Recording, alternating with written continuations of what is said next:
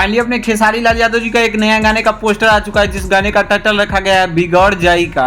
वैसे ये पोस्टर काफी शानदार है। ये गाने को बहुत दिनों को लेकर ऑडियंस के बीच काफी ज्यादा एक्साइटेड था कि ये गाना आप सभी के बीच कब तक देखने को मिलने वाली है। तो फाइनली इस गाने की पूरी तरीके से कंफर्मेशन सामने आ चुकी है। इस गाने का पोस्टर भी आ चुका है बिगड़ जाई का। वैसे इस गाने को गाए अपने खेसारी लाल यादव जी और शिल्पी राज। गाने एक तरीके से पूरी तरीके से रंगदारी टाइप में होने वाला है, जिससे पहले अपने खेसारी लाल यादव जी का माहौल बदलेगा, जैसे कई सारी गाने आप सभी ने देखा था। फाइनली उसी ट्रैक पे इस गाने को बनाई गई। गाने में यूनिक लोकेशंस पे इस गाने को शूट किया गया।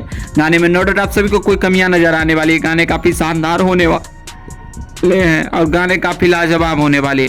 इस गाने को प्रोड्यूस कर रहे हैं अखिलेश कश्यप जी। अखिलेश कश्यप जी के चैनल अन्नपूर्णा फिल्म से इस गाने को 12 तारीख के बीच इस गाने को रिलीज किया जाएगा। तो हो सकता है कि कल तक आप सभी के बीच इस गाने का टीजर भी आ जाएगा।